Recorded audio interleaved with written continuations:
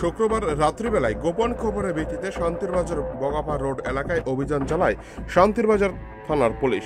শান্তিরবাজার থানার ওসি সঞ্জীব লস্করের উদ্যোগে এই অভিযান চালানো হয়। অভিযানে বগাপা রোড এলাকা থেকে 5 জনকে আটক করে থানায় নিয়ে আসা হয়। পরবর্তী সময় 5 জনকে জিজ্ঞাসাবাদের পর জানা যায় 5 জন অবৈধভাবে বাংলাদেশ থেকে ত্রিপুরায় এসেছে। কাজের সন্ধানে ওনারা ত্রিপুরায় এসেছে বলে জানা যায়। অবৈধভাবে প্রবেশ করাতে 5 জনের বিরুদ্ধে একটি মামলা নিয়েছে শান্তিরবাজার থানার পুলিশ।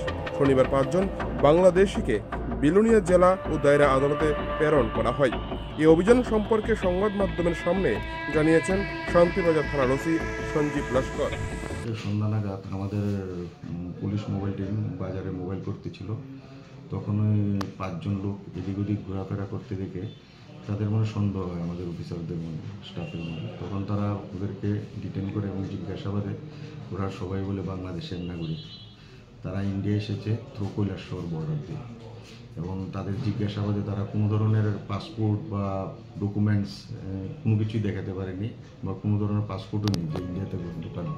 অ্যাকর্ডিংলি তাদেরকে 5 জনকে ডিটেন করে থানায় নিয়ে আসা হয়, এবং থানায় নিয়ে আসা আরও ইন্টারোগেশনের পরে জানা যায় তারা ইন্ডিয়াতে ঢুকেছে কাজ করার উদ্দেশ্যে। পরবর্তী সময় আমরা পাসপোর্ট একটা কেস রেজিস্টার করি এবং ওদেরকে ওই কেসে অ্যারেস্ট করা হয়।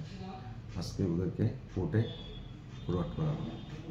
তারা বাংলাদেশের কোন জায়গার কি জানা গেছে? হ্যাঁ, বাংলাদেশের একজনের নাম, বাংলাদেশের দুই ডিস্ট্রিক্টের, সিলেট ডিস্ট্রিক্টের দুই কেস। ওদের সঙ্গে কি আরো অন্যান্য লোক এসেছে মনে হচ্ছে? এটাই ইনভেস্টিগেশনের বিষয়।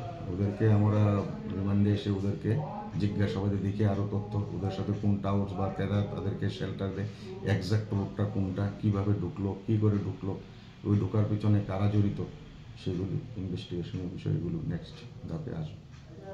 Thank you.